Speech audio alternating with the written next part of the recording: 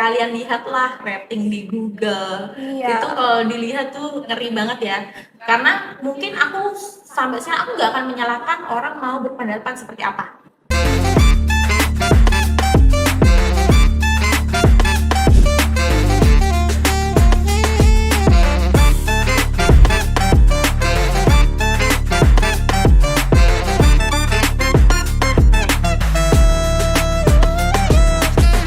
Ya di sini tuh. Jadi struggle selama kerja sini dari awal dulu mungkin ya. Dari awal pasti kalau orang kerja di sini memutuskan untuk kerja di sini pasti yang pertama itu dari lingkungan sekitar dulu, Iya, betul. terutama keluarga. Betul nggak? Jadi dulu aku berproses di sini tuh bener-bener dari segi keluarga tuh nggak ada yang namanya restu, Restu, oke. dukungan tuh nggak ada. Bahkan ibu aku sendiri, padahal aku tuh kerja tuh buat ibuku loh, kayak itu Iya. kan.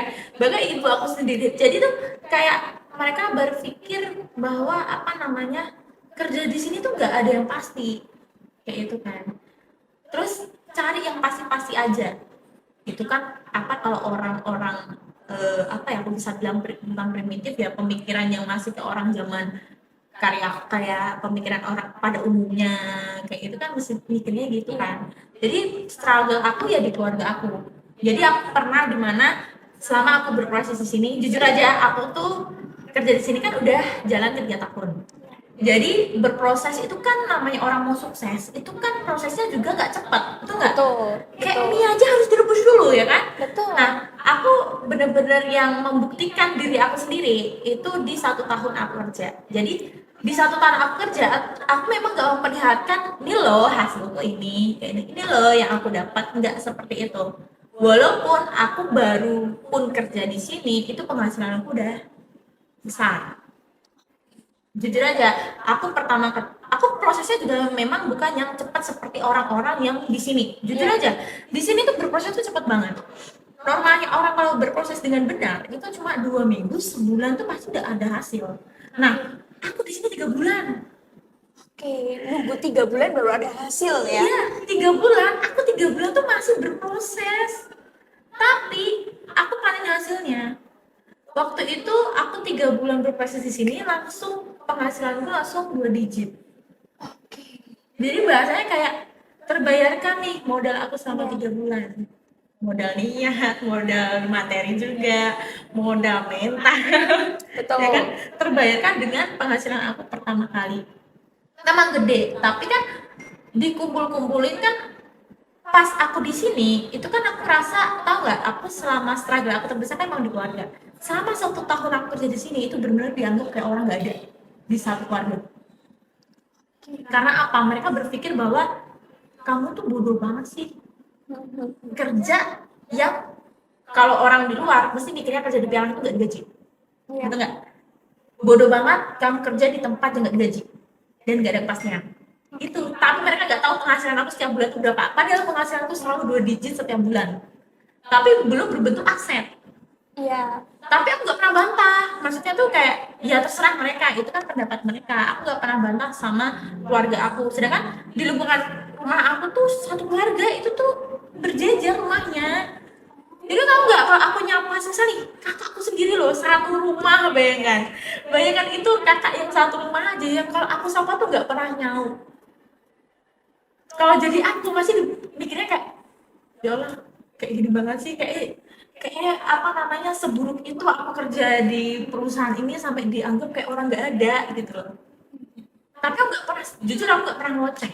Ngoceh kayak apa sih gini, aku nggak pernah kayak gitu. Aku bahkan kalau sama ibu aku cuma apa tau deh kerja tuh apa namanya nggak pasti kayak gini. Padahal kamu setiap bulan harus ini kayak gitu kan. Tapi kan selama aku berpenghasilan itu tuh ibuku minta apa, aku udah berpenghasilan gede nih di sini, ibuku minta apa tuh selalu ada. Tapi ibu aku nggak pernah tahu penghasilan aku 1 bulan itu berapa, aku nggak pernah. Padahal aku puluhan juta tuh ada setiap bulan, gitu. Oke, tapi setiap bulan tetap ngasih orang tua. Iya, dan tahu nggak ibu aku selalu bilang gini, kan ibu nggak tahu nih, Iya. emang kamu digaji berapa tuh dia kayak gitu kan. Jadi aku nggak pernah ngomong, aku ngomong ya udah bu, ibu mau minta apa aja bilang. aku kan karena aku kan dari keluarga lingkungan yang biasa aja, ya kan, aku dari keluarga yang biasa aja. Terus waktu itu tuh aku kan penghasilan pertama kan puluhan juta itu kan. Nah di situ aku langsung setengahnya itu aku kasih ke ibu. Bayangin itu setengahnya. Kayak bahasanya ya setengah sih, setengah penghasilan aku kasih ibu. Dan ibuku tuh malah kaget. Tak kasih cash kan, tak kasih cash kan banyak banget kan. Iya. Terus ibu mikir, dek ini apa? Ini rezeki ibu 1 bulan. Aku bilang kayak gitu. Jadi apa namanya? Ini gajimu apa gimana kayak itu kan? Ya pokoknya ini uang ibu, aku bilang kayak itu kan. Ini uang ibu buat kebutuhan bulanan, ibu mau apa nanti bilang. Di situ kayak ibuku juga mungkin dia kepo ya, tapi tuh nggak berani gitu loh. Soalnya selalu bertanya, "Kenapa gajimu berapa tahun?" Cuma kayak Iya, gitu. iya, iya, iya, iya. Nah, tapi kan itu nggak berbentuk aset kan, betul nggak? Betul. Itu nggak berbentuk aset, cuma ya udah ini kayak gitu. Terus ibuku minta apa aku selalu ada. Misal waktu itu minta apa ya? Minta kasur, ya kan? Itu kan minta kasur. Minta kasur itu kan harganya tuh berapa ya? Sekitar ya juta kan. Tapi itu aku langsung ada. Oke. Beda dulu kan aku cuma bisa ngasih ibuku 1 bulan tuh, nih bu, cuma dulu tuh aku ngasih ibuku cuma 500.000 1 bulan. Ini bu buat 1 bulan 500.000. Kalau sekarang tuh enggak, tapi ibuku memang bertanya-tanya. Tapi kan itu nggak ada yang tahu aku dapat ngasih ibuku segitu gitu, nggak ada yang tahu. Jadi mereka berpandangan masih aku nggak punya hasil. Makanya 1 tahun itu bener-bener aku yang diasingin sama keluarga aku sendiri, bahkan dipermalukan di depan keluarga besar aku sendiri. Luar biasa. Kalau nggak punya mental yang kuat, aku rasa Iya sih. udah drop duluan sih. Udah drop duluan karena eh, Jujur itu sebenarnya itu drop banget iya, mentalnya. karena apa ya? Karena kita kalau orang bilang home kita itu Heeh. biasanya ke keluarga. Keluarga betul. Itu kan semua ngomong kayak itu. Kalau kalau kalau udah nggak ada, rasanya kayak yang runtuh banget, yang sedih banget. Kalau nggak punya mental yang kuat itu, wah bisa bisa macem-macem kan, hal buruk bisa terjadi. Tapi syukurnya Mbak Anissa ini adalah orang yang cukup tangguh dalam menghadapi struggle-nya dia, apalagi menghadapi keluarga. Gitu ya. Itu yang paling inti lah rasanya gitu dalam kehidupan Inti kita. banget. Gitu. Cuman beliau ini bisa kalian contoh beliau bagaimana mentalnya dia benar-benar diuji di sini gitu ya, dan bahkan teruji Dan ya iya kan, terus klinis. teruji gitu sampai akhirnya sekarang keluarganya udah oke ya. Ya, jadi tuh kalau cerita panjang loh. Iya, Jadi setelah itu tuh kan apa sih yang bikin aku tuh orangnya, orang tuh nggak bisa disamain ya sama iya, pikiran betul sama aku betul. ya.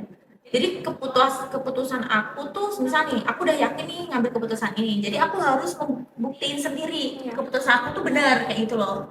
Jadi walaupun orang bahkan ibu aku sendiri orang keluarga mau ngomong apa tuh kayak ya udah kayak tutup telinga terus kacamata kuda Iya, iya. gitu loh, aku orangnya kayak gitu. Jadi selama ada satu pemicu aku juga kenapa survive juga di bisnis, di kerja di sini, di bisnis ini, itu juga karena salah satu momen aku tadi bilang ya, jadi aku pernah dipermalukan di depan keluarga besar aku. Dan itu tau gak biasanya nih, aku cerita, kalau aku cerita itu sebenarnya agak sedih sih.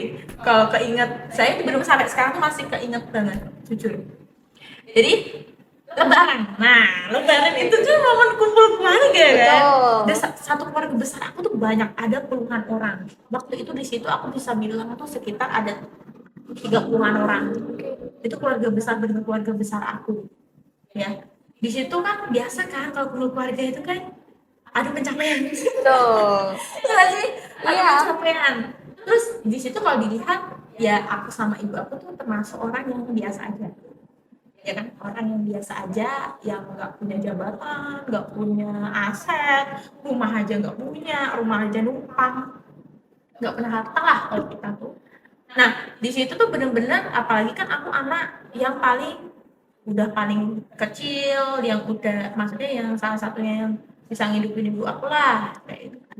Di situ kakakku sendiri itu yang ngomong di depan keluarga besar aku pagi kumpul-kumpul itu, kumpul-kumpul kan orang sudah seneng-seneng kan. Iya. Jadi cuma kan ada ngomongin nih soal pekerjaan bla bla bla bla, terus habis itu ada satu nyeplos banget kakak aku bilang gitu, itu bisa goblok banget katanya gitu. Bodoh banget sih kerja apa nekunin pekerjaan yang tidak ada masa depan, mau sampai kapan apa dibodoh-bodohin sama iming-iming perusahaan katanya. Itu lebaran tahun 2022. 2022 ya, 2022 lebaran tahun 2022 itu. tahun 2 tahun yang lalu ya, Iya. nggak lama. Lebaran tahun 2022 itu tuh omongan kakak kandung aku sendiri, bayangkan. Itu biasanya kayak, kok kamu tega banget gitu ya, aku ngerendahin adik sendiri, biasanya kayak gitu. Itu bener-bener, tau gak setelah kakak nyeplos itu, jujur pengen nangis rasanya. Tapi depan keluarga kan gak bisa kayak gitu ya.